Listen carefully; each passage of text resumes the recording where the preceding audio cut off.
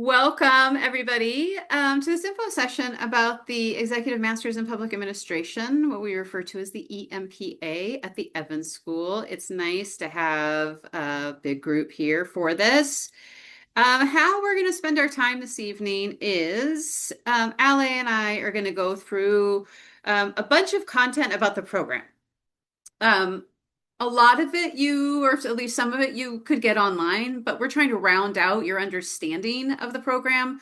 The priority application deadline is coming up on January 15th. So we just want to make sure that you have all the information you want and need to make a decision about whether or not this is a program you want to apply to.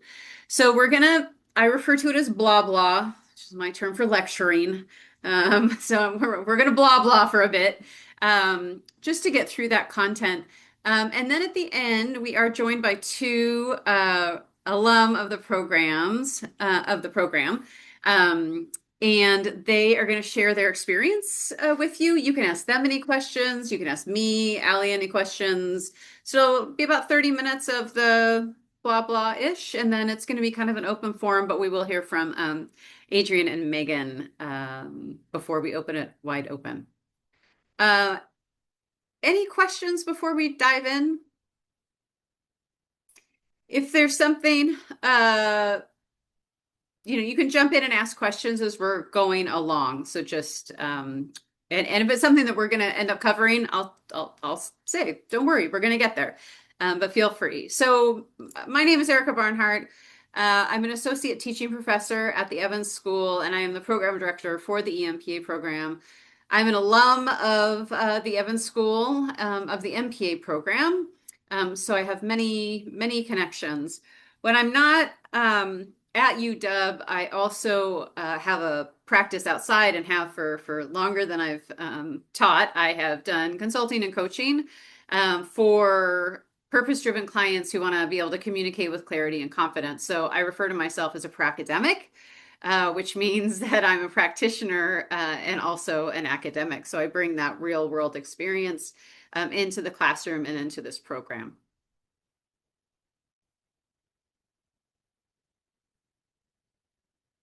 So we're going to do a land acknowledgement. The University of Washington acknowledges the Coast Salish peoples of this land, the land which touches the shared waters of all tribes and bands within the Suquamish, Tulalip, and Muckleshoot nations. The Evans School acknowledges that we are on the traditional land of the first people of Seattle, the Duwamish people, past and present, and honor with gratitude the land itself and the Duwamish tribe.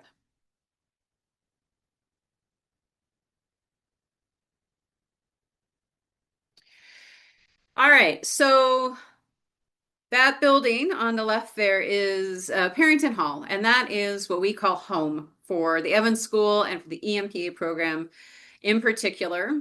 This program does take place on the Seattle campus, which is a very beautiful campus. For those of you who have been here, you know that. For others, we hope that you'll have the opportunity to come and visit. If you'll advance the slide, Ali.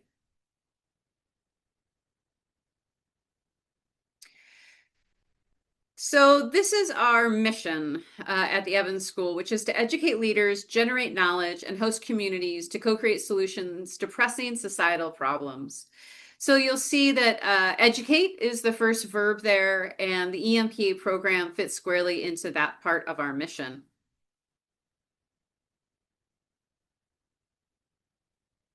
You'd miss the slide.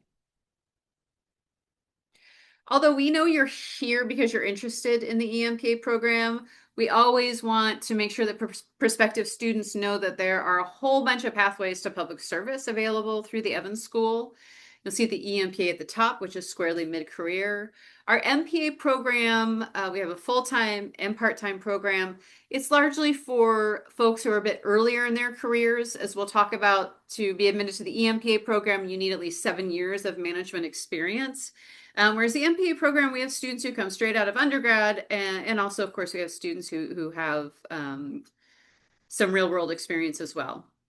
We also offer a PhD program in public policy and management, and then we have a suite of graduate certificates. And as you can see, those are in 4 different areas. So that's the suite of degree programs that we offer. And then, of course, there's a whole bunch of other community events and research and other things that take place. But those are the educational pathways to public service at the Evans School.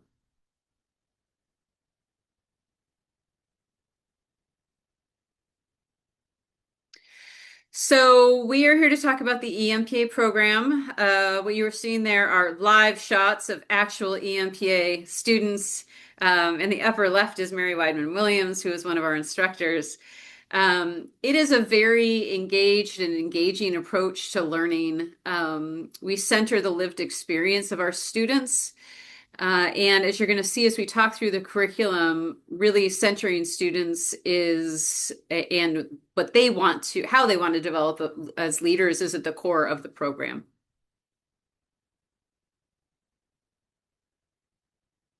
So program highlights, no exams, and they all rejoice. There are no 40-page papers, yet it is rigorous yet practical.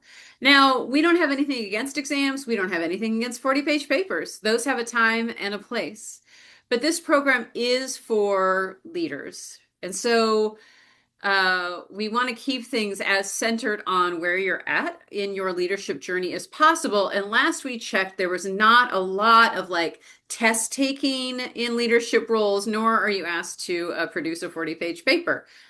So instead, our approach to assessment tools, which exams and papers are, is to right size them for your goals as leaders and people who want to pursue a career, further career in public service.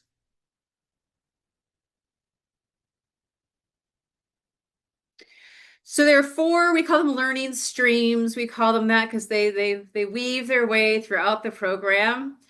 Sometimes they're very interrelated, sometimes they're independent, as streams are wont to do. But the four are: first is the leadership growth and development. Second is racial equity, understanding, and action. Third is managing individuals and organizations. And the fourth is influencing public policies and systems. And so when we look at the structure of the program and the curriculum, you're going to see how the courses touch on each of these in different ways.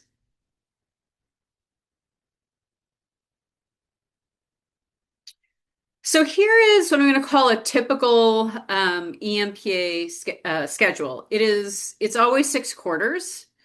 You start in autumn quarter, and then you go through 5 more quarters to end up at 6. So autumn quarter, winter, you only have 1 spring quarter, you have 1 summer quarter, then you have autumn 2 and winter 2.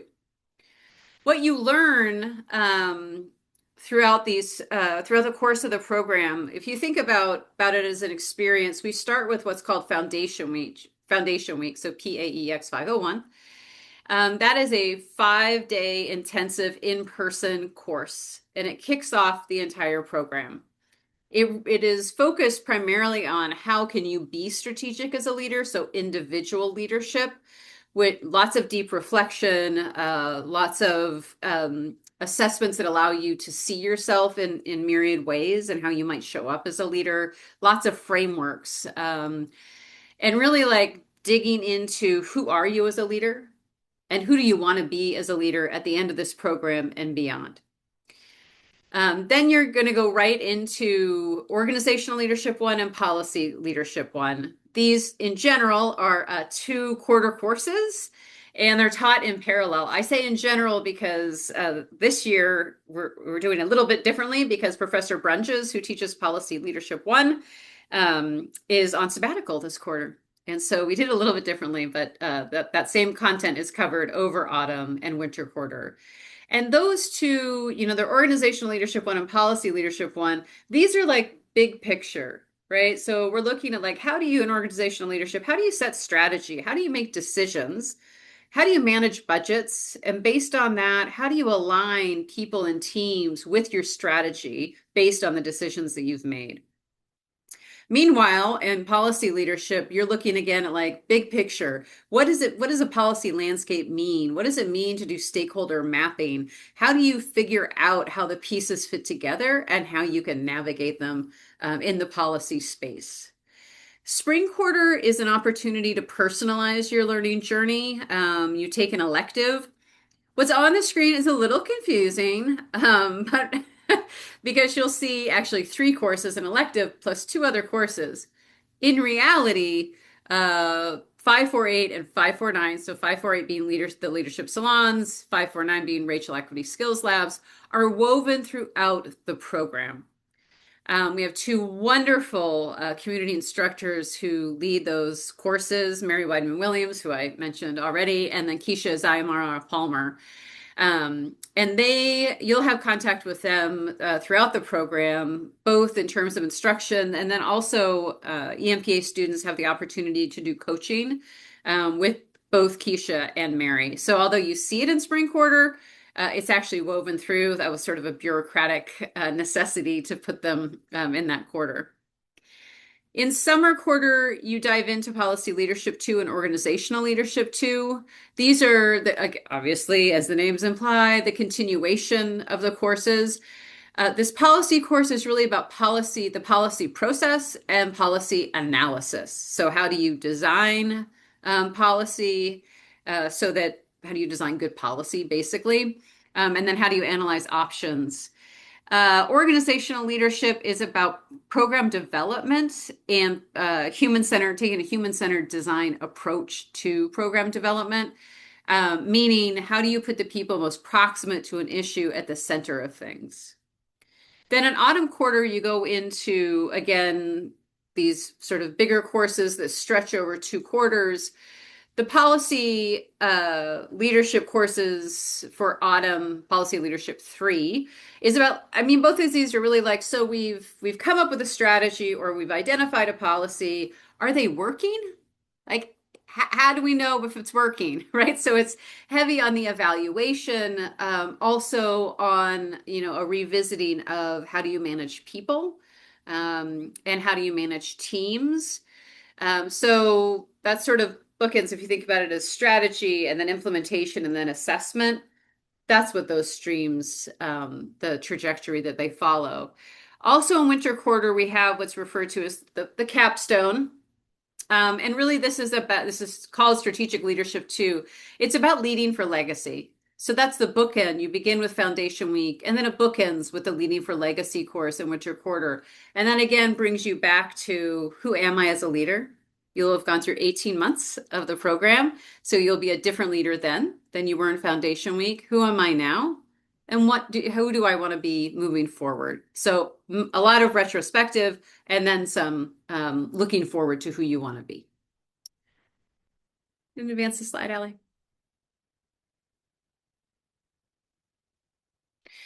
These are examples of types of electives that you might expect. I should have said out of the gate. I sort of forget to since it's everywhere on the website. Most of the EMPA courses are offered in what's called a hybrid format.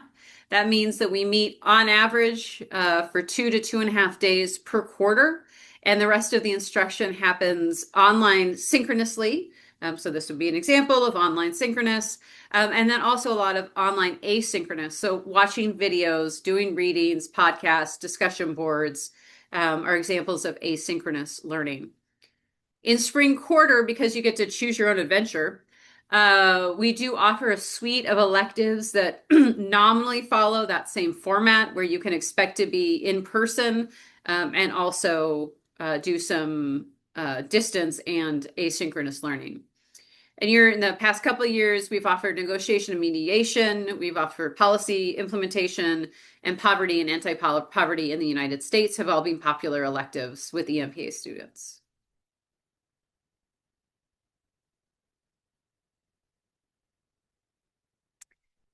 So here is a lineup of many of the folks who either currently are instructors with us or have been or will be in the future. There are some full-time faculty, myself included. We have a lot of community instructors as part of the mix. We want a plurality of perspectives. So you're going to hear from a lot of Evans School alumni, EMPA, and otherwise. The Evans Alumni Network is a big asset of being in this program, and we like to bring them in whenever possible, as you'll hear from Megan and Adrian in a little bit. We also bring in community leaders. Again, the Evans School has a huge network, so we really want to offer that as much as possible to those students in our EMPA program. And then distinguished practitioners, which are folks with very specific subject matter expertise. So as you can see, a real diversity of on the instructional team.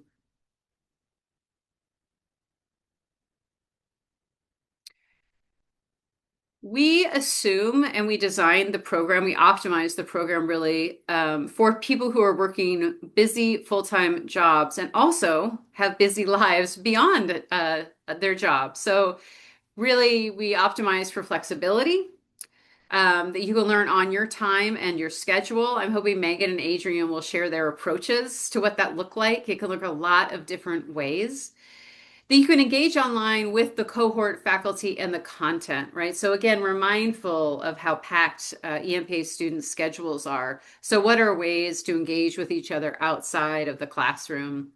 And then you can work on assignments on your own schedule and your own time. You know, some students like to take the weekend and like devote an entire weekend to all of the asynchronous work. Others are going to like sort of breadcrumb it out and do a little bit each day. There is no right or wrong to this at all. It really is what's going to work best for you, given the demands in your life and how you learn best.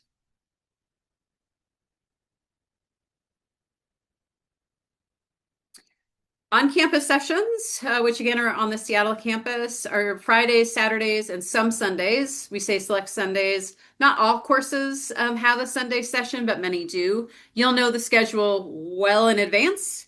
The schedule for the upcoming cohort is already set.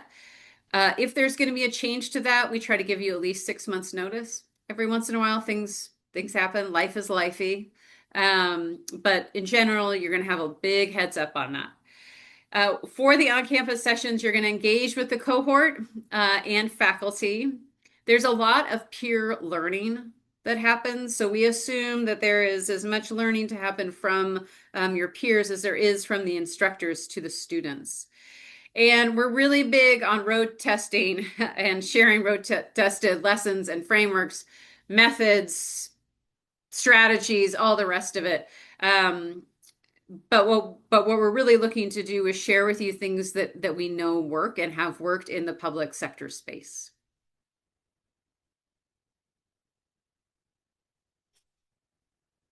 You know what? I'm gonna skip this slide for now because we have Megan and Adrian here, and I'm gonna punt to them and let them speak to the power of the cohort when they join us here in a little bit. But that was taken at graduation this past year. So here's some average demographics. Every year it's a little bit different, but for this year, for this past year, we had 17 incoming students. The average number of students varies widely year to year. So it can go anywhere from 40 students to 15. But yeah, like I said, that varies a lot. The average years of combined experience in the classroom, I would say, is a little more steady state. This past year, it was 13 years, and that's of management experience. But that's probably, somewhere between 13 and 15 years of experience on average. 35% were BIPOC students.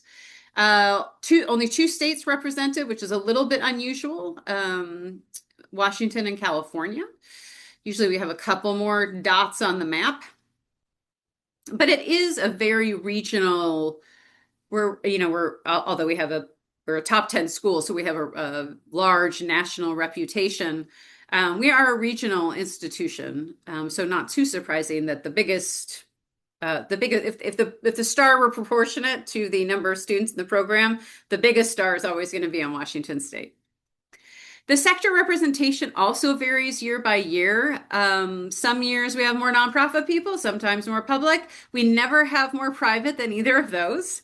In fact, this is a pretty big percentage is coming from the private sector. So that varies, but really it toggles between the number of folks in public and nonprofit.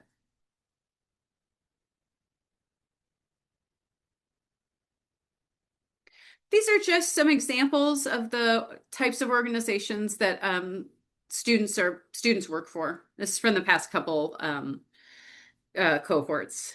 So you'll recognize some of these names, others maybe less so. but you can see that there's a pretty big range of organizations, both types of organizations, the mission, but also the size of the organizations varies widely.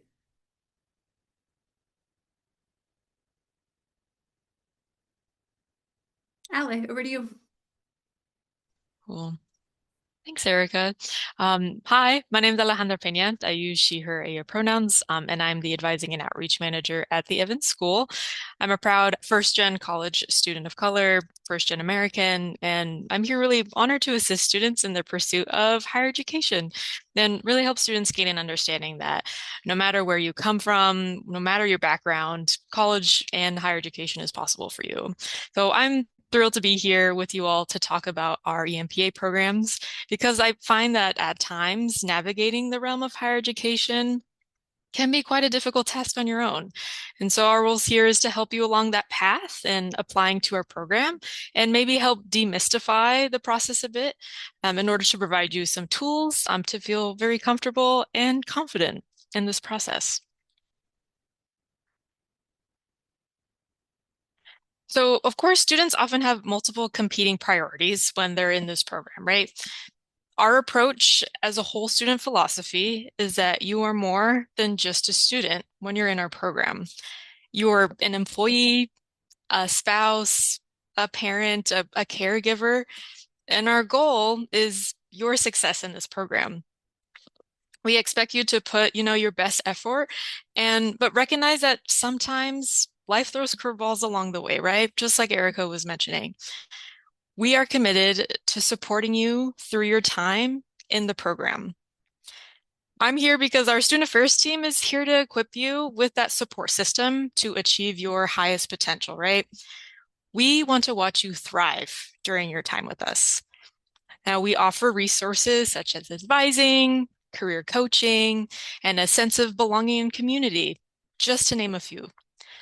As you're working through the program, please know that we are championing you on and that we'll be here every step of the way.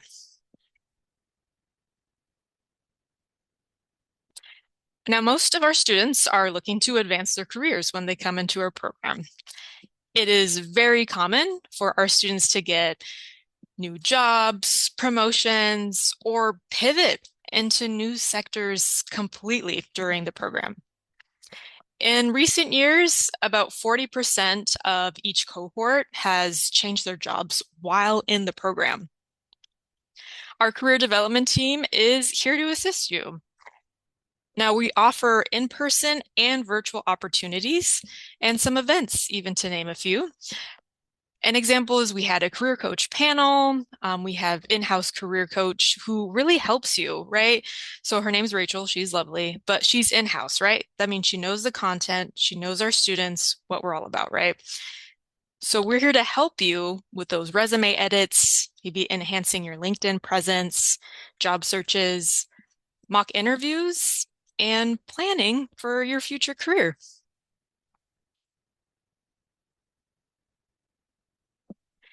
The EMPA tuition is inclusive of most of the costs associated with the program. Just so give you a heads up, the total estimated figure is kind of creeping towards the $50,000 range, right? Now, this is going to include instruction, course materials, support from the Evans School career development staff, full access to UW services, including the libraries, writing center, workout facilities, and the bus pass, just to mention a few. Now, the out-of-pocket expenses will include an additional $150 to $200 maybe for textbooks for the total program, like its entirety, right? So not each course. And of course, travel might be intermittent depending on where you're traveling from. Tuition payments are spread over 6 quarters, and they vary slightly each quarter depending on the number of credits that you will be taking.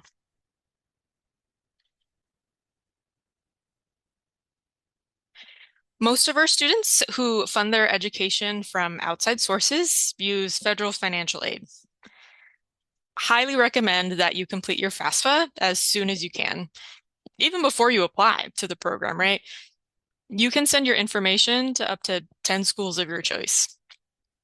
As a graduate student, you are eligible for unsubsidized, let me say that right, unsubsidized federal student loans. There is no need to show financial need or submit to a credit check to qualify for this type of loan. The maximum distribution amount for like the Stafford loan is about $20,500 per year. Now that's enough to cover the majority of your tuition. However, you do not have to accept the full loan amounts as available loans are available. As a department, we do offer a small amount of fellowship and scholarship funding, and this will generally range in about the $3,000 to $5,000 range. These funds often go to students who demonstrate financial need. For folks interested in fellowships, there's also a deadline if you want to be considered for that fellowship funding opportunities. And I know that Erica will also do a loving shove for this for you as well. Now, you do not need to submit a separate application, as your admissions file also acts as your fellowship application as well.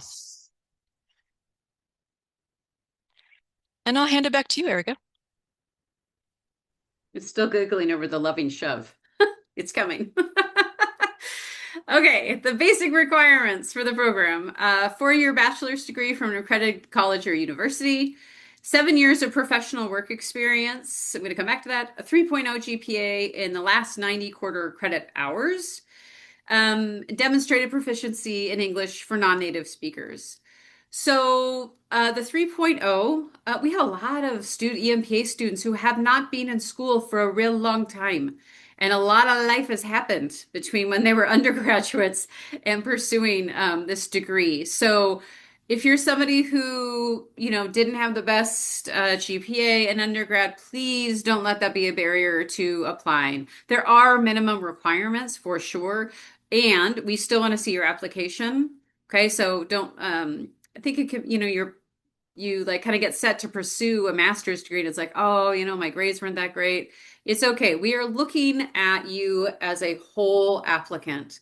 And this includes your professional work experience. So we are looking for some management experience and leadership experience. If you don't have any experience managing individuals, teams, or programs, this probably isn't yet the right fit for you because that is the type of experience we're looking for. Having said that, we do take a pretty broad approach to that. We've had some students who were really active in student leadership as undergraduate students, and we've decided that who are we to say when you step into that, right, as an individual? So again, what we're looking for really is there a fit?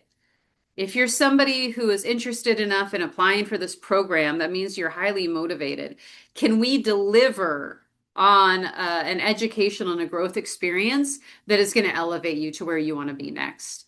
And is it going to be a good fit in terms of the academics?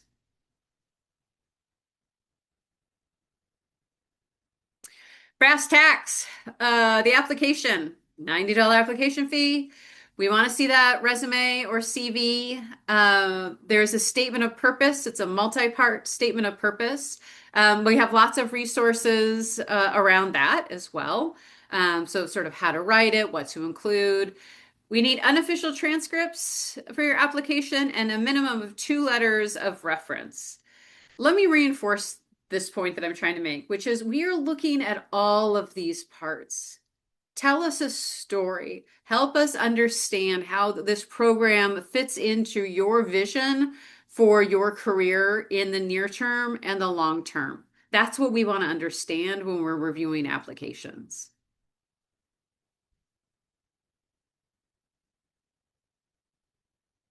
Okay. Explore more, stay connected.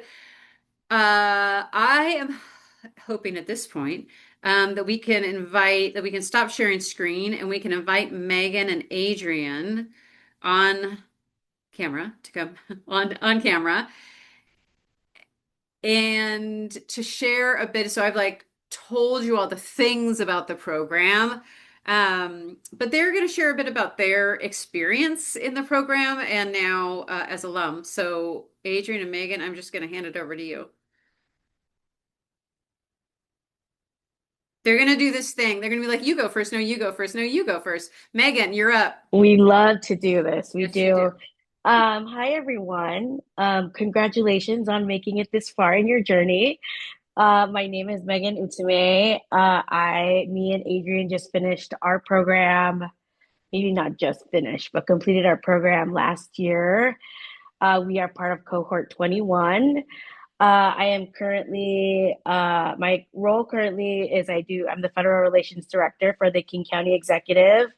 When I was in the EMPA program, I worked for U.S. Senator Patty Murray. It sounds much better on paper. I swear I'm just a regular human. And now I'm going to kick it over to Adrienne to introduce herself. Excuse me. Thanks, Megan. My name is Adrienne Jones. I use she, her pronouns. Um, yeah, we graduated in June. It's crazy because it feels like it was yesterday, like at the same time. And then actually when we were logging on here, it's like I felt like I was back in school again because I like had worked all day and then I was like, oh yeah, it's school time. I gotta log on to my other computer now and do school time. So I just kind of felt like I was still in the program. I am currently the senior policy advisor for the Department of Health, and I've recently just been appointed as one of the policy advisors for the West Coast Health Alliance. When I was in the EMPA program, I was unemployed because I had to go through a career change. I was in private and they were not supportive of me going back to school. And I had known that I wanted to do a career change, but didn't know how to do that. And this program is actually what led me into the current position that I'm in now.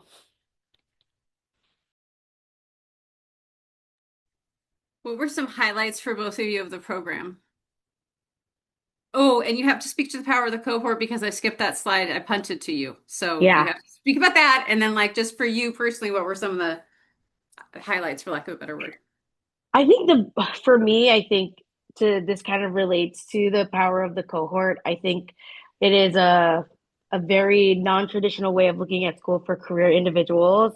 Like everybody just coming from different backgrounds and seeing like the content through different jobs and different careers was absolutely powerful to just have like the power of the cohort is having a sounding board on things in a lot of different ways. And, you're not with, um, you know, it's not a typical graduate program where you're with students that came straight out of an undergraduate program. They are people who've been working as long as you have, who have experience, who have managed other people, and can give you, I wouldn't say like more quality advice, but like what you need for your job. And I think that's the power of the cohort. And also, there's true magic in knowing people for 18 months.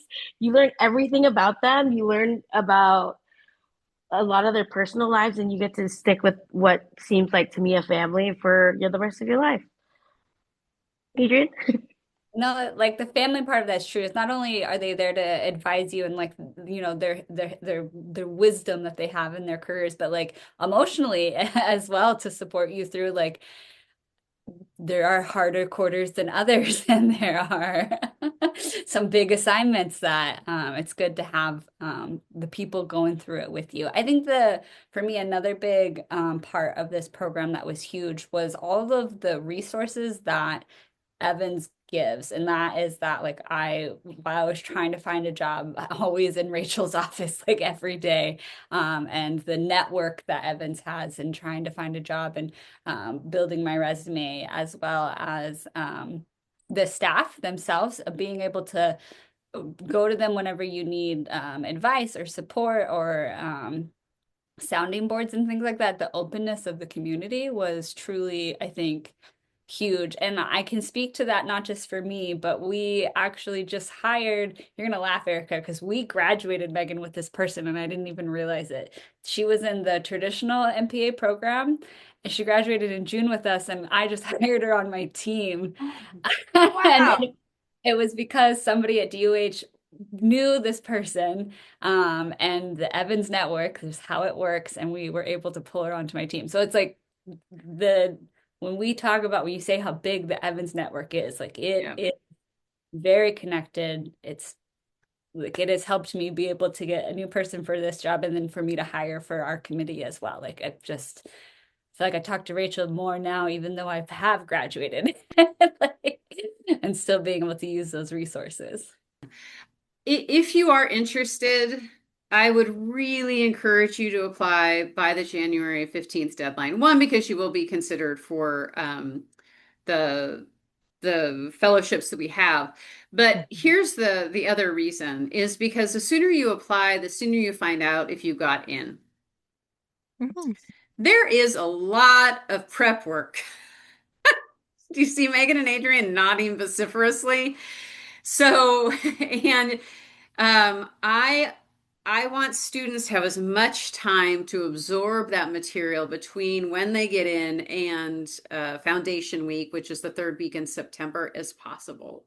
When you wait, when we have students who get in late, it's just harder, right? It's doable. I mean, you can do it. It's not ideal.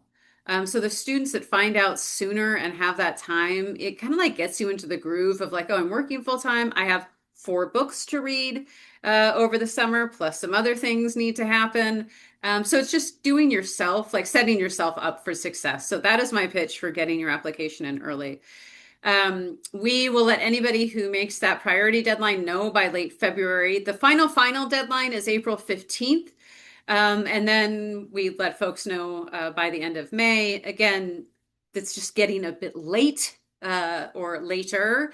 As applications come in between late February, so in March, basically in March, we try to review applications as they come in, but there's kind of no guarantees of that. So those are if you apply by January 15th, you'll know by late February for sure. If by April 15th, you'll know by late May for sure.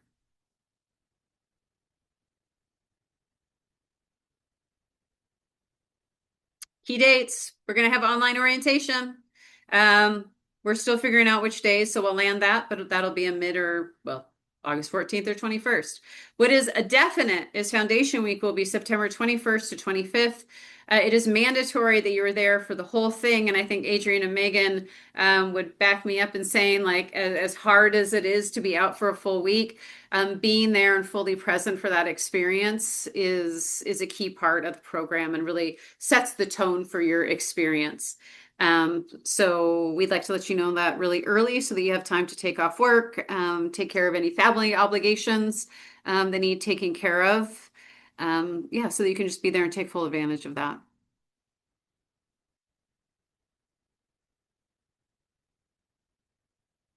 These are the important contact points. evansadmin@uw.edu. There's a phone number. There's lots more information on the website. There are also some other pre-recorded videos about applying. And also you can book an appointment with Allie.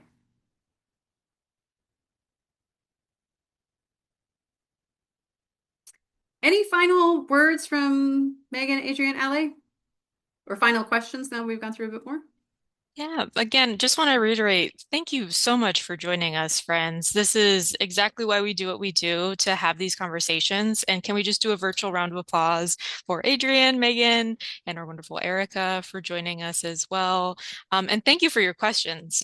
Again, we're here. We're here to support you through this journey and see if this is the right fit for you, right? So please reach out. That's exactly why we're here. As Erica mentioned, our priority deadline is next week. And so we'll have one-on-one meetings as they're available, so please. But on that 15th, we're holding that whole day and we're doing virtual drop-ins. So if questions are coming up down to the wire, like we'll be here to kind of help you too. But yes, any final thoughts from everyone else? I'd love to hear.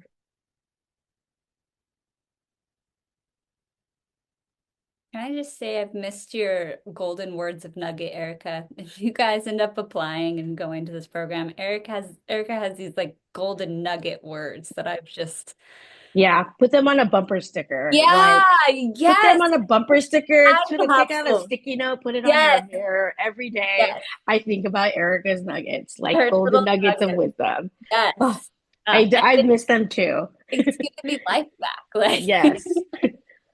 Very sweet. Well, I will give gratitude back to Allie for organizing this, keeping us going, to Megan and Adrian for being who you are in the world and for giving us an hour of your time. And it was really nice to spend some time with all of you. And I wish you all the best on this next phase of the journey.